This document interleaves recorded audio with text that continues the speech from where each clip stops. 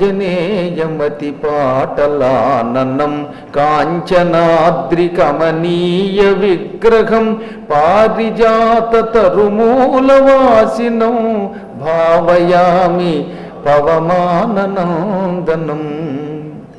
హనుమత్పద విష్టంభ జర్జరీకృత చర్మణః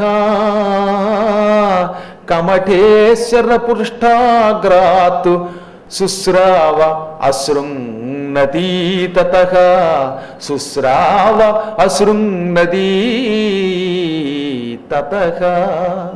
హనుమంతుడు తన పాదాలతో తన్నుతూ ఉంటే ఈ పంజరం, ఈ వంతెన శ్రీకృష్ణ పరమాత్ముని కూర్మము యొక్క పృష్ఠం మీద చేరి చర్మం అంతా చిట్లిపోయింది.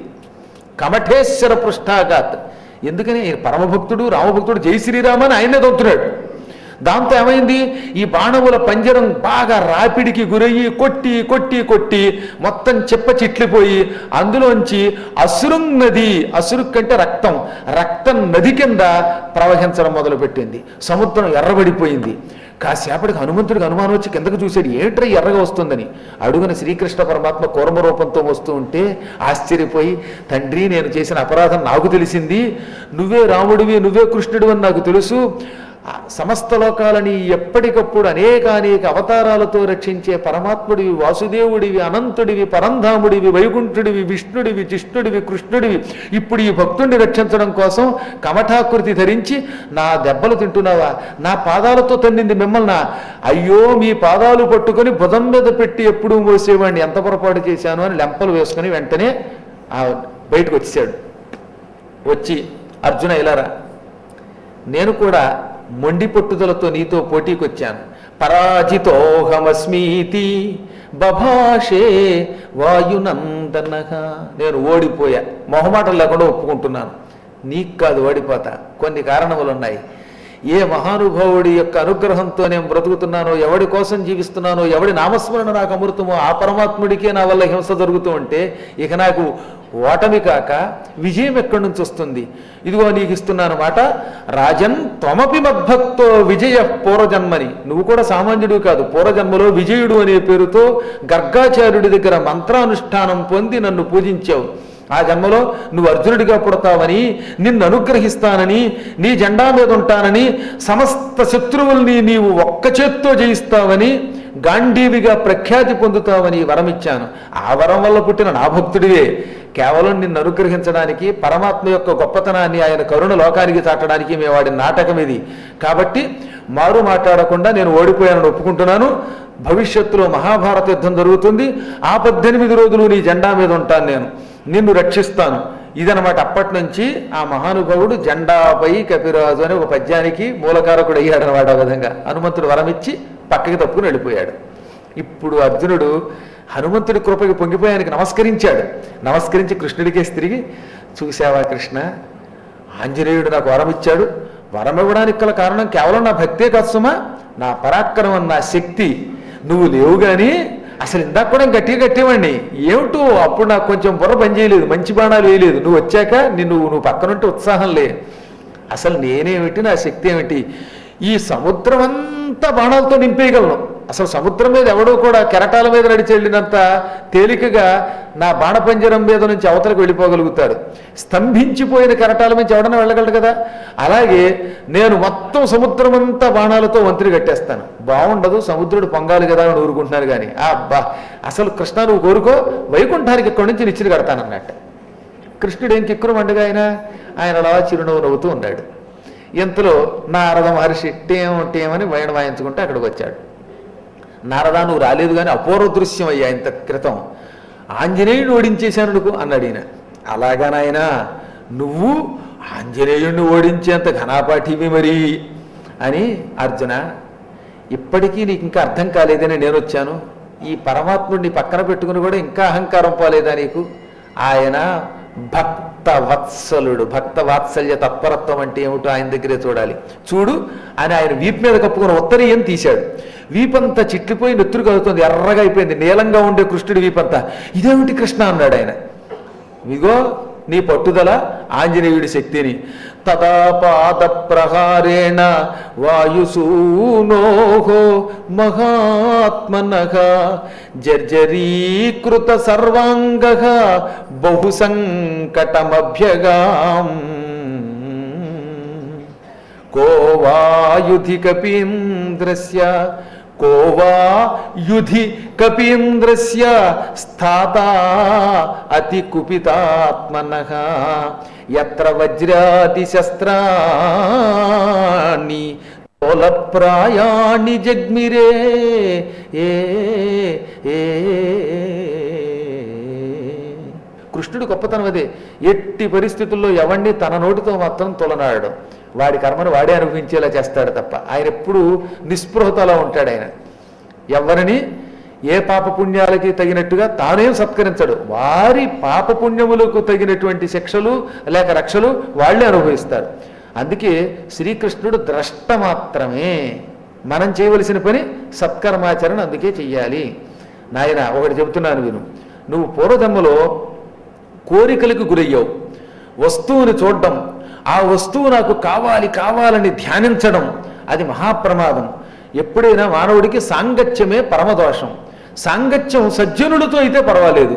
అలా కాకుండా నగల మీదో వాహనాల మీదో గృహాల మీదో కాంతల మీదో ఇంకో కనకాల మీదో సాంగత్యం పెరిగితే అంటే అది కావాలని కావాలని దాని మీద ఒక వ్యామోహం పెంచుకొని దానితో స్నేహం చేస్తే ఆ కోరిక క్రోధంగా మారుతుంది. ఆ క్రోధం వల్ల సమ్మోహం కలుగుతుంది.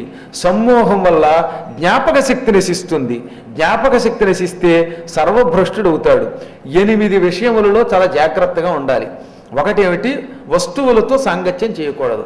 వస్తువులతో సాంగత్యం చేయటం ఏమిటి అంటే అనుమానం రావచ్చు. ఏమండి ఎక్కడన్నా మనుషులతో స్నేహం చేస్తాం, వస్తువులతో స్నేహం ఏమిటంటే కారుని ప్రేమించేవాళ్ళు, సైకిల్ని ప్రేమించేవాళ్ళు, కెమెరాని ప్రేమించేవాళ్ళు, నెత్తి మీద ఉన్న వెంట్రుకల్ని ప్రేమించేవాళ్ళు, కట్టుకున్న బట్టల్ని ప్రేమించేవాళ్ళు ఎంతమంది లేరు. ఆ వస్తువుల మీద విపరీతమైన వ్యామోహం అన్నమాట. ఈ వ్యామోహం అనేది సాంగత్యాన్ని మొదట ఉపసంహరించుకోవాలి. ఎట్టి పరిస్థితుల్లో క్రోధానికి గురి కాకూడదు. మూడవది, మహానుభావులతో అనవసర ప్రసంగం అసలు చేయకూడదు. ఇప్పుడు నువ్వేం చేసావు? హనుమంతుడితో తగాదా పడ్డావు. హనుమంతుడు మహానుభావుడు అని అందరికీ తెలుసు. ఇంకా నాలుగవది ఏమిటి? ఎట్టి పరిస్థితుల్లో దృష్టి దోషం లేకుండా చూసుకోవాలి. దృష్టి దోషం అంటే ఏమిటనమాట? ఇతరులను తక్కువగా చూడడం కానీ, లేదా ఇతర వస్తువులు నాకు కావాలని కోరిక కానీ, మొత్తం మీద ఇతరులను కించపరిచే దృష్టి కాకుండా ఇతరులలో అందరిలో పరమాత్మను చూడాలన్నమాట. ఐదవది ఏం చెప్పారు? తన శక్తిని అధికంగా భావించడం. ఉన్నదానికంటే ఎక్కువ శక్తి ఉందని భావించడం ఇంకా ప్రమాదం. ఒక వ్యక్తి మహా అయితే ఓ 2-3 యుద్ధం చేసి జయించగలడు. నేను మొత్తం అందరినీ దండేస్తాను. కర్ణుడు అలాంటి పనే చేశాడు. అతిశక్తిని ఊహించుకున్నాడు. నిజానికి వాడి జీవితంలో ఎప్పుడు అర్జునుడితో యుద్ధం చేసి అర్జునుడు ఒక్కసారి ఓడించాడా? కానీ ఎప్పుడు చూసినా అర్జునుడిని ఓడిస్తా ఓడిస్తా అన్నాడు. కానీ అర్జునుడు వాడిని ఎప్పటికప్పుడు యుద్ధరంగంలో తుక్కు కింద కొట్టాడు. విరాట పర్వంలో అజ్ఞాతవాసం అయ్యాక ఒక్క అర్జునుడు భీష్మ, ద్రోణ, కృప, కర్ణాదులు అందరితో కూడిన సైన్యాన్ని చులకనగా జయించేశాడు. అయినా వాడు మూర్ఖుడు. ఇలాగా అతిగా తనను తాను పొగుడుకోవడం అన్నమాట. అతిగా ఆత్మవిశ్వాసం పొందడం. ఆరవది, ఆహార నియమం చాలా జాగ్రత్తగా ఉండాలి. అన్నిటికంటే ఆహార నియమం చాలా జాగ్రత్తగా ఉండాలి. ఎక్కడ ఏది పడితే తినకూడదనమాట. ఎప్పుడు పాపాత్ములు పెట్టే ఆహారం తింటే కూడా మన బుద్ధులు మారిపోతాయి. ఒక్కొక్కప్పుడు ఒక్కొక్కడు పెట్టి ఆహారం తింటే దుర్బుద్ధులు పుడతాయి. అందుకని ఇప్పుడు నారదుడు ఏం చెప్పాడు? ఆహార నియమం పెట్టుకో. పూర్వకాలంలో ఒక యతీశ్వరుణ్ణి ఒక గృహస్థాశ్రమంలో ఉన్నవాడు మా ఇంటికి రండి భోజనం పెడతానన్నాడు. నేను ఎక్కడికి వెళ్ళనన్నా వినిపించుకోకుండా ప్రాణం తీసి ఇంటికి తీసుకెళ్ళాడు. ఆ యతీశ్వరుడికి బంగారపు గిన్నెలు, బంగారపు కప్పులు, పెద్ద బంగారపు కంచం పెట్టి అనేక పదార్థాలు వడ్డించాడు. ఆఖరణ ఒక బంగారపు గిన్నెలో పాయసం పెట్టారట. ఈ పాయసం యతీశ్వరుడు తాగాడు. బంగారపు గ్లాసుతో కాస్త పాయసం తగ్గానే ఈ బంగారపు గ్లాసు వీడికి తెలియకుండా నొక్కేస్తే బాగుండు, పక్కనున్న జోల్లో వేసేసుకుందామని కోరిక కలిగింది ఆయనకి. ఆయన వెంటనే ఆగిపోయి, ఎంత ఆశ్చర్యం, నేను మట్టి బిడ్డ బంగారం సమానంగా చూసేవాడిని, అటువంటిది ఇప్పుడు ఈ గృహస్థాశ్రమంలో ఉన్నవాడు ఇంటికి వచ్చి వాడు పెట్టిన పాయసం తినగానే ఈ బంగారపు గ్లాసు పట్టుకుపోవాలని కోరిక వచ్చింది నాకు. ఎందుకు ఈ బంగారపు గ్లాసు పట్టుకుపోవాలనే కోరిక నాకు వచ్చింది అని అనుమానం వచ్చి, ఎవర్రా వంట ఎవరు చేశారని అడిగాడు యతి. ఎవరో ఒక వంట ఆవిడ పెట్టామండి అన్నారు. ఆవిడ్ని పిలవండి అన్నాడు ఈయన. ఆవిడ పిలిచారు. ఏమమ్మా నిజం చెప్పి అబద్ధం ఆడకు, అన్నం వండుతున్నంతసేపు పాయసం వండుతున్నంతసేపు నువ్వు ఏమనుకుంటూ వంట చేశావు అనగానే, అయ్యగారు నేనేం చెప్పనండి, ఈయనేమో ముందేమో ముగ్గురికి వంటన్నాడండి, తర్వాత మీతో పాటు 10 మంది వచ్చారండి. ఇది ఒక గొడవ. ఈ ఉపన్యాసం చెప్పేవాళ్ళు ఒక్కళ్ళు రారు కదా, కూడా పెద్ద మంది ఉంటారు. మరి వీళ్ళందరికీ ఏదో 3 4 అనుకుంటే తర్వాత 10 మంది ఆడతారు. అందుకని 10 మందికి వంట చేయమనేసరికి నేను ఇంకో 10 రూపాయలు పెంచమన్నానండి. ఆయన పెంచడం కుదరదన్నాడండి. అందుకని నేనేమో ఈయనకి తెలియకుండా బంగారం పట్టుకుపోదాం, దొంగతనం చేసేద్దాం, బంగారం గ్లాసు దొంగతనం అనుకుంటూ పాయసం వండానంది. అది రహస్యం అన్నాడు. అది ఈ వండుతున్నంతసేపు, పాయసం వండుతున్నంతసేపు ఈవిడ ఆయాసంతో అదే అందిగా బంగారం. దాంతో ఆ పాయసం తినగానే ఆ వండుతున్నవిడ బంగారం దొంగతనం చెయ్యాలి అనుకుంటూ ఉండడం వల్ల పాయసానికి ఆ దుర్బుద్ధి పుట్టిందిట. అప్పుడు తినగానే ఎంత యతీశ్వరుడికి దొంగతనం చేయాలని కోరిక కలిగింది. కాబట్టి ఎక్కడ పడితే అక్కడ ఆహారం తినకుండా ఆహార నియమం పెట్టుకోవాలి. ఇంకా 7వది ఏమిటంటే, ఎప్పుడైనా దేవతల అవతారమూర్తులు ఉంటారే రాముడి లాంటి వాళ్ళని, వాళ్ళు అలా చేశారు, అలా చేయకుండా నేనైతే ఇలా చేస్తానని విమర్శించకన్నాడు. ఇది ఇంకొంచెం జాగ్రత్తగా గుర్తుపెట్టుకోండి. ఇప్పటికి కూడా చాలామంది రాముడు సీతను గర్భవతిని విడిచిపెట్టాడు ఇలాంటి పెద్ద విమర్శలు రాస్తున్నారు.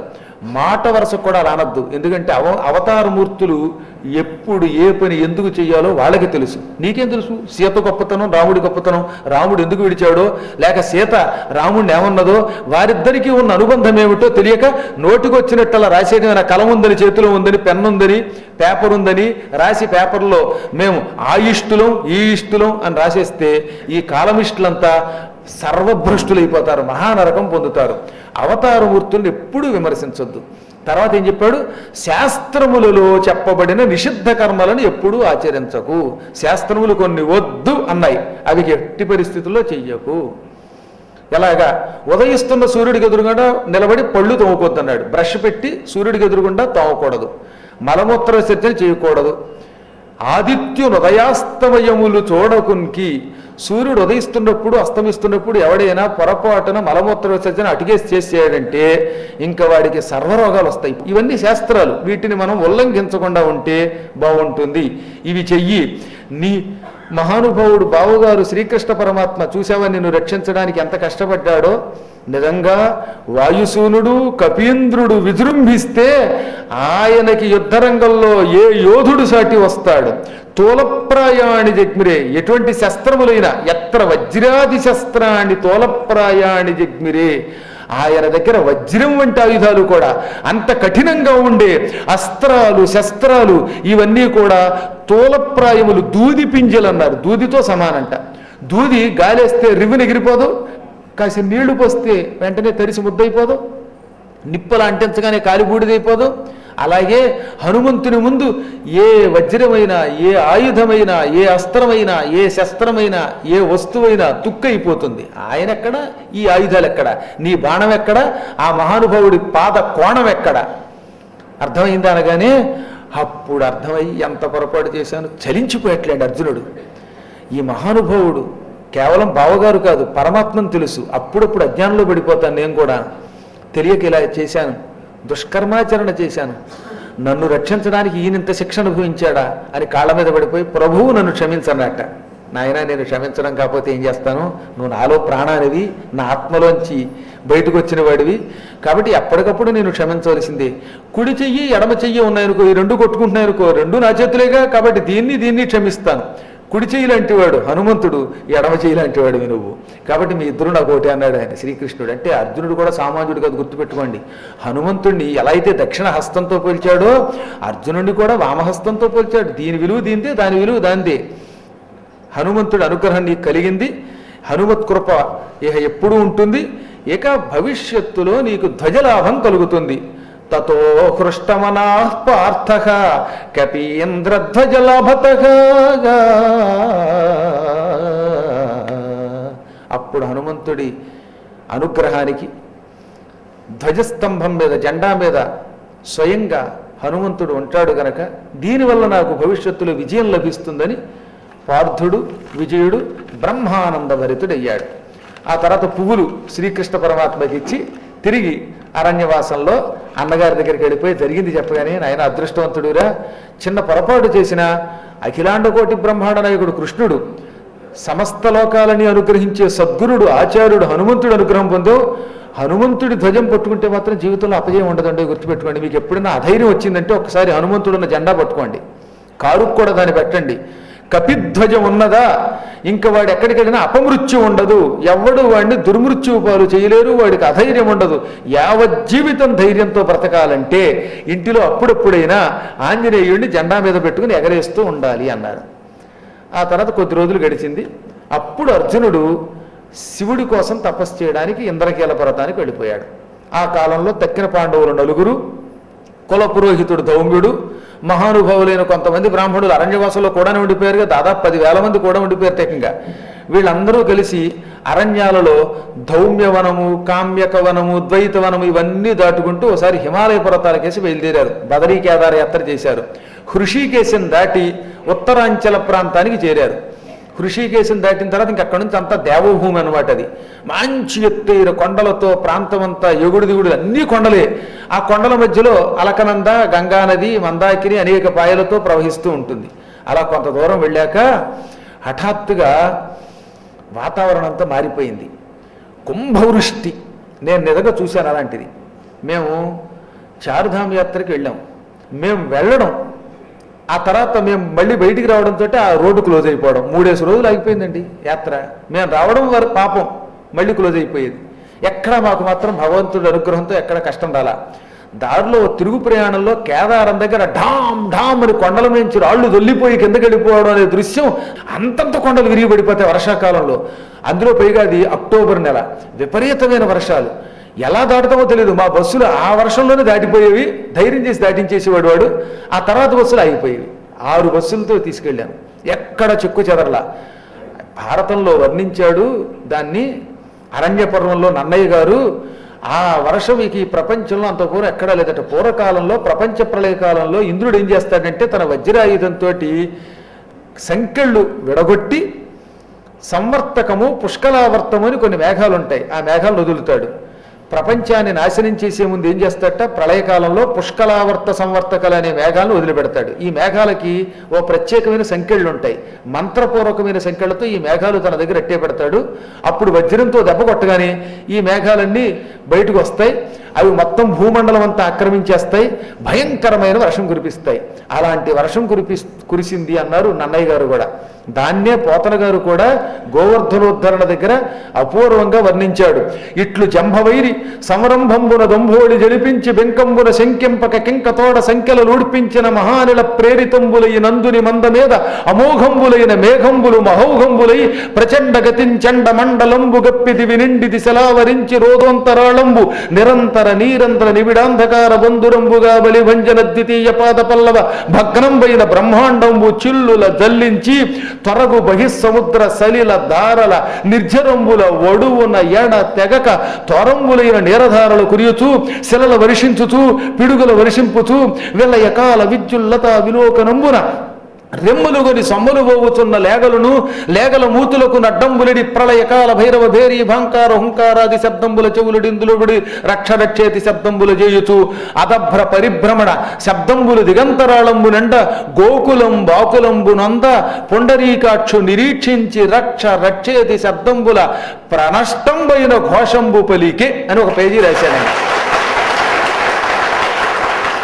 ఒక్కసారి ఇంద్రుడు వజ్రాయుధంతో కొట్టడంతో సంకెళ్ళు తెగ్గొట్టబడినటువంటి మేఘములు ఆకాశమంతా ఆవరించిపోయి నల్లని కారుమబ్బులు అలుముకుపోయి పెద్ద పెద్ద పిడుగులు కురిపించేస్తున్నాయి, శిలలు వడగళ్ళు కురిపిస్తున్నాయి.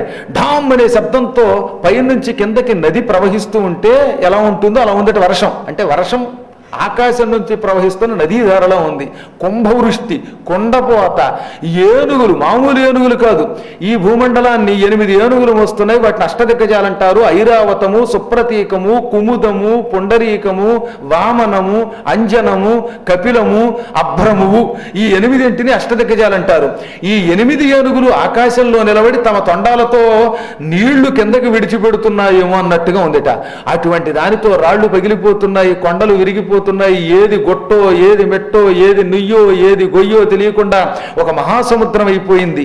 మొత్తం వినాశనం అన్నమాట అది. అటువంటి ఆ భయంకర వర్షంలో ద్రౌపదీదేవి చెయ్యి గట్టిగా పట్టుకుని ఒక్క భీముడు ఒక పక్కకి చేరిపోయాడు. నకులుడు కొంతమంది పురోహితులతో పక్కకి చేరాడు. ధౌమ్యుడు, సహదేవుడు, మరికొంతమంది బ్రాహ్మణోత్తములు మరొక వైపుకి వెళ్ళారు. ముగ్గురు చాలా జాగ్రత్తగా వెళ్ళిపోయారు. వాళ్ళు కాబట్టి బతికారు, కానీ ఇంకోటి ఎవడన్నా రాళ్ళు మీద పడుతుంటే బతకలరా. ద్రౌపది మీద ఏమీ ఏగవాలకుండా చిరుకు పడకుండా భీముడు కప్పి రక్షించేట. ఒక్క భీముడు ఒక్కడు ద్రౌపదికి అండ, ఇంకెవరు ఉండక్కర్లేదు వాడికి. ఈ విధంగా ఒక 6:30 గంటల పాటు వర్షం కురిసింది. అసలే అది హిమాలయ పర్వతం, ఎగుడు దిగుడులు, పైగా ఉత్తరాంచల ప్రాంగణం ఎలా ఉంటుందో చార్ధామ్కి వెళ్ళేవాడికి తెలుస్తుంది. ఆ ప్రాంతంలో అటువంటి వర్షం కురిస్తే ఎంత చలి, ఎటువంటి రాళ్ళు దెబ్బలు. అటువంటి వర్షానికి తట్టుకుని ఎక్కడ అన్నా ధర్మరాజా అని నకులుడు అంటూ ఉంటే సహదేవ ఎక్కడున్నామని వీళ్ళంటూ మొత్తం మీద అతి కష్టం మీద కలుసుకున్నారు పరమేశ్వర అనుగ్రహంతో. ఇంకెక్కడి నుంచి ఎలా వెళ్లాలో తెలియటంలా, ఎందుకంటే ఈ వర్షానికి రాళ్లు మూసుకుపోయాయి, రాళ్లు కింద పడ్డం వల్ల దారులు మూసుకుపోయాయి, దారులు కనబడవు, ఎటు చూసినా మహావేగంగా గంగ ప్రవహిస్తోంది. ఎప్పటికి మళ్ళీ బ్రిడ్జీలు లేవు, ఏమీ లేవు. భీముడు మధ్య మధ్యలో పెద్ద పెద్ద బండరాళ్ళు వేసి అతి కష్టం మీద బ్రిడ్జి కట్టివట్ట.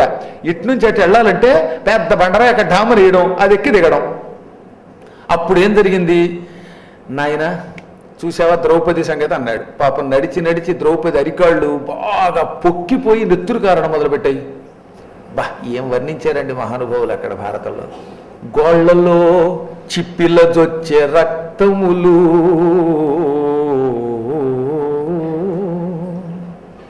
ఎప్పటి భంగి చూచినన్. ఇప్పుడు విధానం చూస్తే ఒక్క అడుగు తీసి అడుగు వేయలేము. ఎందుకంటే డప్పి జనిల్చే, నడిచి నడిచి దాహం పుట్టింది, తాగుదామంటే మురికి నీళ్ళు వస్తున్నాయి. ఆ సమయంలో వర్షం అవడం వల్ల నీళ్ళన్నీ ఎర్రగా నీళ్ళ మట్టితో కలిసి వస్తున్నాయి. నీరుంది, తాగుదామంటే మట్టి నీరు. డప్పి జనిల్చే వ్రేళుల పుటమ్ములు పొక్క దొడంగే, వేళ్ళకి పుటాలు ఉంటాయి కదా, ఆ పుటాలు అంటే గోళ్ళ కింద ఉన్న ప్రాంతం అంతా ఎర్రగా కందిపోయి పొక్కిపోవడం మొదలెట్టింది. గోళ్లలో చిప్పిల్ల జొచ్చే రక్తములు, గోళ్లల్లోంచేమో నెత్తురు వస్తోంది, ఇంక నేను పడిపోతున్నాను అని పడిపోయింది పాపం ద్రౌపది. భీమసేన ఈ సుకుమారిని నేనేదో సుఖపెడతానని ద్రౌపది తండ్రి ద్రుపద మహారాజు సత్యక మహారాజు నాకు అంటగట్టాడు. దురదృష్టంతో ఆవిడని ఏడిపిస్తున్నాను.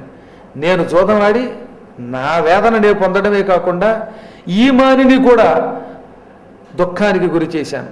పాపానికి ప్రాయశ్చిత్తం లేదు, ఏం చేయాలో తెలియటం లేదు. ఇప్పుడున్న పరిస్థితుల్లో మనం బదరి వెళ్ళడమే సుఖం, కానీ గంధమాదన పర్వతానికి వెళ్ళాలంటే మనంతట మనం వెళ్ళలేము. కాబట్టి నీ కుమారుణ్ణి పిలిస్తే పలుకుతానన్నాడు గనక ఘటోత్కచుణ్ణి పిలన్నాడు. ఈ రాజపుత్రి తోడుకొని దారుణ పాషాణ దుష్పథంబుల జనగా నేరము, ఇది నడువనోపదు భూరిభుజ అనిన అనిల పుత్రుండంతన్. ఈ రాజపుత్రిని నడిపించుకుంటూ ఈ దారుణ మార్గంలో, ఈ భయంకర పాషాణ కంటక మార్గంలో నడిపించలేం. అన్ని రాళ్ళు అన్ని ముళ్ళు, ఎలా నడుస్తుంది? పైగా రాళ్ళు కూడా కత్తుల్లో ఉంటాయి కొన్ని చోట్ల. దారుణ పాషాణాల్లో కాళ్ళు దెబ్బతింటూ ఉంటే అమ్మాయి నడవలేదు, ఏం చేద్దామనగానే అగ్రజుననుమతమున అత్యుగ్ర నిశాచర సమేతు ఉడు మార్గగు వేరాగ్రణి ఘటోత్కచుంతన అగ్రసుతుందలచే ధీరు హైడింబు వ్యసనం. అన్నయ్య ఎందుకింత ఆలోచన? మా అబ్బాయి హిడింబాపుత్రుడు ఘటోత్కచుడు ఎప్పుడు తలుచుకుంటే ఎప్పుడు వస్తానని వరం ఇచ్చాడు మనకి, వాడిని తలుచుకుందాం. భీముడికి వాళ్ళ అబ్బాయికి మధ్యలో ఒక అండర్స్టాండింగ్ ఉంది.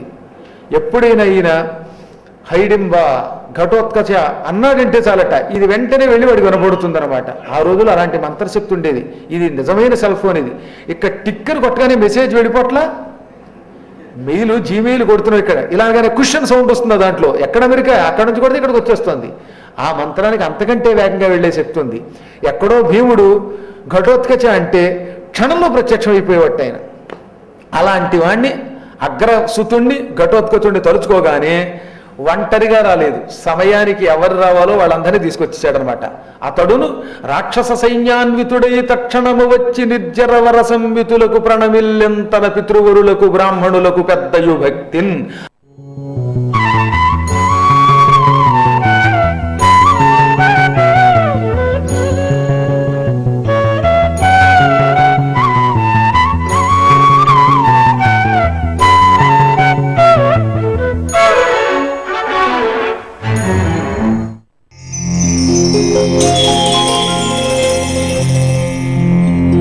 Thank you.